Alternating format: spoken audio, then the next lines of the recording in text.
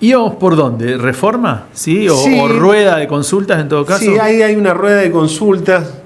A mí me parece que en líneas generales está todo bastante cocinado y me da la sensación de que en realidad en la reunión que creo que iban a tener hoy, dentro de Unidos, ahí es donde esa es la reunión que puede llegar a resultar más concreta en términos de definiciones, no ya en relación al contenido de la Constitución. O sea, más cocina que living, digamos, sin sí, invitados. Sí, claro. Es decir, bueno, ¿cuándo se va a hacer la Convención Constituyente?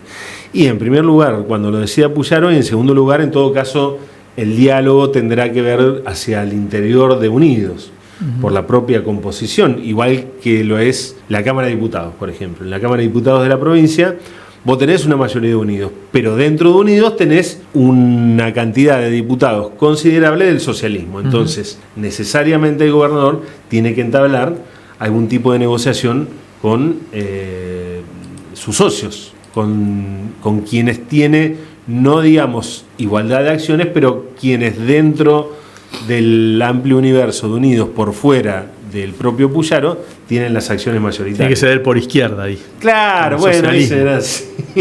Pongámosle que aparezca alguna propuesta del socialismo para la reforma de la Constitución que no coincida con lo que fueron, por ejemplo, las propuestas de campaña de Puyaro, que estaban, para decirlo así muy en rasgos generales, más volcadas hacia el lado derecho del espectro ideológico. Sí. Vamos a decirlo diplomáticamente. ¿Y crees que va a haber constitución este año y lo antes posible? Yo entiendo que sí.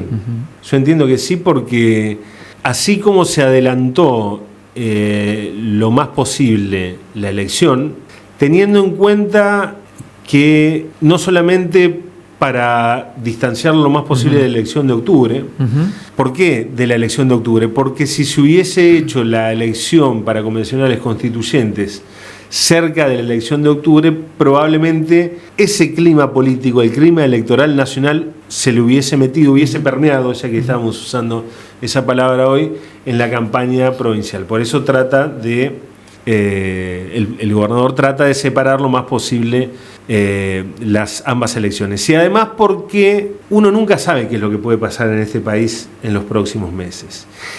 Y si ya venía, entiendo yo, un escenario previsto por el propio gobernador y por el oficialismo, si ya venía algún tipo de desgaste muy propio del primer año de gestión, en donde abrió tantos frentes de batalla, lo que hemos dicho aquí los trabajadores de la provincia, desde empleados administrativos hasta docentes, una demora en liquidar rápidamente la elección y después la convención puede estar expuesta a un cambio de clima político. Claro. Que el cambio de clima político necesariamente está vinculado al clima social.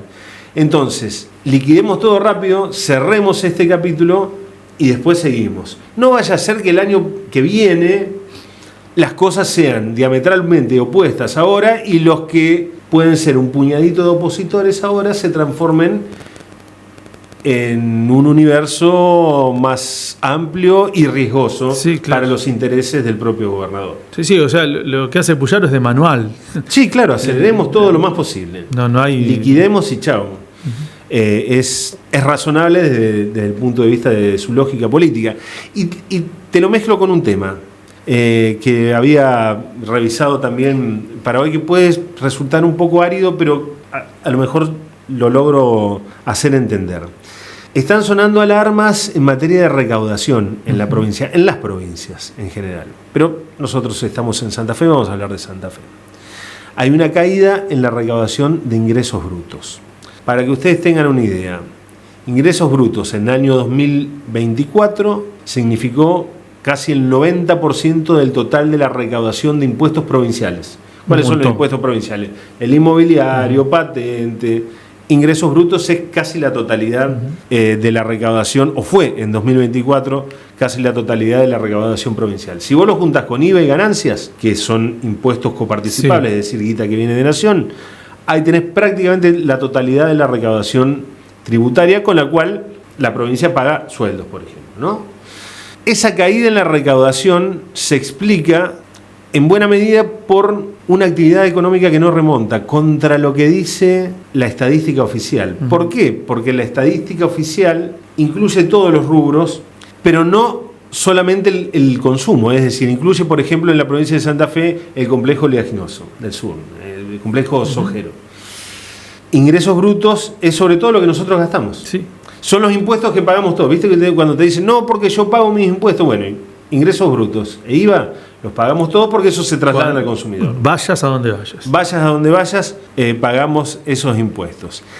¿Eso qué significa? Que probablemente en los próximos meses haya alguna desaceleración, por ejemplo, de la obra pública.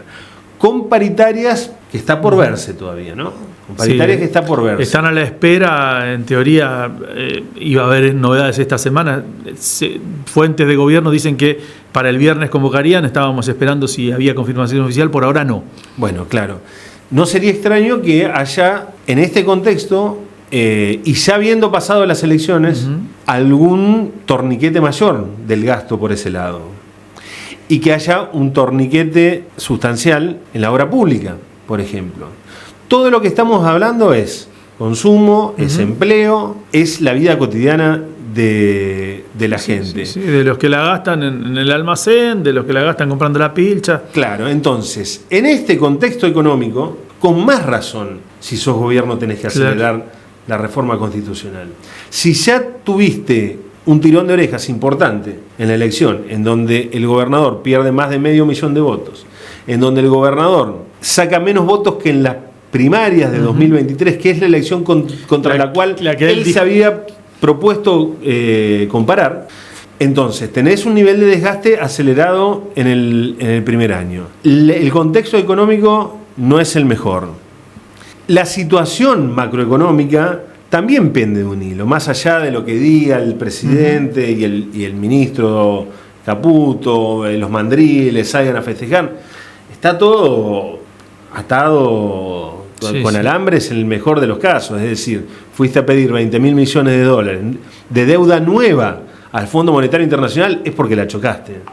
Entonces, en ese contexto de economía tan volátil, de caída en la recaudación, de una actividad económica que con el dólar atrasado probablemente reincida en recesión, con las consecuencias que esto tiene también para la recaudación tributaria, es lógico entender que el gobierno provincial quiere acelerar los tiempos políticos propios lo más posible, porque si haces, como lo pide buena parte de la oposición, la convención a principios del año que viene, no sabés con qué... Claro. Con qué clima incluso interno dentro de una coalición muy heterogénea como es Unidos. No, es un riesgo innecesario a correr teniendo las herramientas para acelerar justamente los tiempos.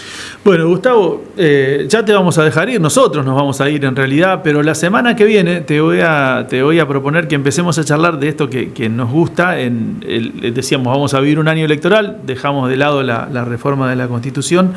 Va a haber elecciones sin paso para Nación. Y bueno, te voy a preguntar cómo es la rosca en el peronismo, porque hay algunos pesos pesados que renuevan, por ejemplo, una jugadora de la Cámpora. En las provincias siempre la expresidenta Cristina Fernández pide que alguien de la Cámpora esté en la lista y en un lugar expectante. Eduardo Tonioli, del movimiento Evita. Ayer Agustín Rossi dijo en una radio de Buenos Aires que él va a jugar. Sí, confirmó algo que ya se veía venir. Que se veía venir. Y ayer Lewandowski dejó entrever que vuelve al redil. Del PJ. Sí. Está la alianza ahí latente con Ciudad Futura, que necesita, a lo mejor por interés mutuo, una continuidad, y hay que ver si Ciudad Futura quiere mojar en la legislativa nacional. Uno entiende que no, pero puede pasar. Claro. Bueno, la apuesta y no va a haber lugares para tantos. No, claro. Es un tema. La apuesta del Chivo Rossi, clarísima en su momento, porque fue él quien fue a buscar a Juan Monteverde y a Ciudad Futura en una alianza que terminó resultando exitosa, en los términos al menos que se había planteado inicialmente. Tiene como contracara el respaldo inverso para la candidatura de Rossi a diputado nacional en octubre. Pero la tenés que zanjar para adentro primero. Bueno, claro. Estos son acuerdos que siempre son también muy resbalosos, y tenés un montón de sectores dentro del peronismo que no necesariamente se van a ver representados, especialmente teniendo en cuenta esto que vos decís. Hay muchos sectores para muy pocos lugares. Y también es cierto que las experiencias de ir por afuera le han demostrado qué sé yo, digo, por botón de muestra y lo reciente, a dos que fueron pesos pesados como Lewandowski y Zuckerman, que el sello pesa. Todavía y que pesa. A lo mejor no es lo más conveniente. Sí, sí. Así que todo eso hay para repartir, todo es para lo poco que hay para repartir. Claro, porque además hay otra cuestión. El peronismo no es gobierno ni en nación ni en provincia. Y si sos gobierno, eso te ordena. ¿Qué pagás? Claro, eso te ordena porque tenés lugares para distribuir en las estructuras de gobierno, pero también porque tenés un jefe político que te alinea, que te dice vos vas o vos no vas. Y que para el común de la gente se puede traducir en que, bueno, si vos no vas acá a joderme en esta candidatura, quédate tranquilo porque vas a ir acá. Ese otro acá no hay. No hay. Ni Gustavo, en nación, ni en provincia, ni en intendencias potentes. Nada, no tenés nada. Bueno, no te entusiasmes, te dije la semana que viene ya, Cierto, pero perdón. mirá cómo sos.